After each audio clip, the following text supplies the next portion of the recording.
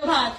परम आदरणीय प्रधानाचार्य महोदय, अन्य अध्यापक वर्ग और मेरे सामने खड़े मेरे प्यारे भाइयों तथा बहनों, मैं काव्या शर्मा 11वीं कक्षा की छात्रा आज गांधी सदन का प्रतिनिधित्व करते हुए आप सभी के समक्ष एक ऐसे विषय पर अपने विचारों को साझा करने के लिए यहाँ पर उपस्थित हुई हूँ जो हमारे राष्ट्र की प्रगति की गाड़ी को धीमा कर चुका है, भ्रष्टाचार।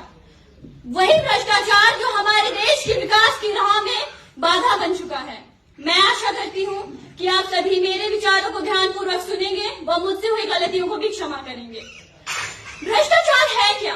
भ्रष्टाचार एक ऐसी प्रवृत्ति है जिसमें एक व्यक्ति अपने अवसर, अपने स्थान, अपने पद और अपने अधिकारों का इस्तेमाल समाज के हित के लिए नहीं बल्कि अपने निजी स्वार्थों के लिए करता है या अपने मित्रों या अपने सगे संबंधियों के लाभ के लिए करता है। भ्रष्टाचार एक ऐसी बीमारी है जो हमारे समाज को, हमारे शासन को और आम आदमी को खोखला कर चुकी है। अगर मैं अपने राष्ट्र की तुलना एक वृक्ष से करूं तो मेरे परिप्रेक्ष्य में तो भ्रष्टाचार एक ऐसा दीमक है जो इस वृक्ष की जड़ों को धीरे धीरे खा जाएगा। भ्रष्टाचार एक ऐसी बीमारी है जिसमें समाज में गरीब व्यक्ति और गरीब होता जा रहा है और अमीर व्यक्ति और अमीर होता जा रहा है। भ्रष्टाचार के कई पहलू है। वो भाई भतीजवाद हो सकता है, रिश्वतखोरी, गमन, पक्षपात और गैर कानूनी लाभ भी।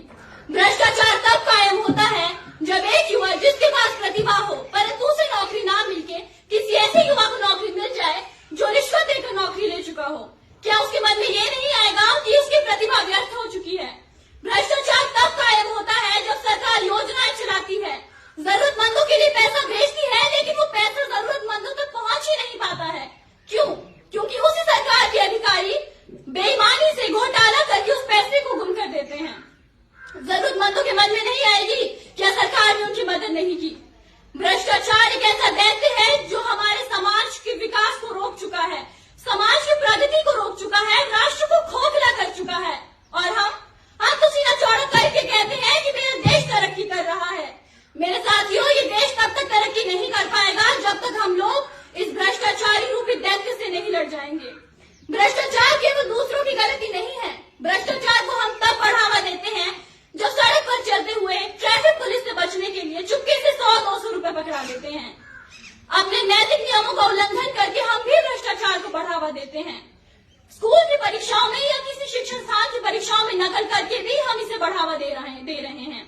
भ्रष्टाचार केवल सरकारी दफ्तरों तक ही सीमित नहीं रह चुका है, ये आज कई नए पहलुओं में हमारे चारों ओर उपस्थित है। हम सभी चाहते हैं कि हमारा राष्ट्र भारत एक ऐसा राष्ट्र बने जो कि अपने नैतिक नियमों से परिपूर्ण हो, जिसका विकास एक विकासशील देश बने। परंतु ये बदलाव कोई खुद में नहीं लाना चाहता है। सब मना करते हैं भ्रष्टाचार को, सब विरोध करते हैं इसका। लेकिन अगर इसी भ्रष्टाचार से किसी को नौकरी मिल जाए या किसी का अपना काम जल्दी हो जाए तो कोई इसे मना नहीं करेगा, सब भ्रष्टाचार को बढ़ावा देंगे। अंत में अपनी वाणी को विराम देने से पूर्व मैं बस इतना ही कहना चाहूंगी कि अगर हम सच में इस भ्रष्टाचार रूपी दैत्य से लड़ना चाहते हैं तो हमें बेईमानी से मुंह मोड़ लेना होगा, रिश्वतखोरी का विरोध करना होगा, ईमानदारी को अपनी आदत बनाना होगा और अपने देश के लिए मैं क्या कर सकती हूँ इस चीज पर जोर देना होगा। धन्यवाद। जय हिंद, जय भारत।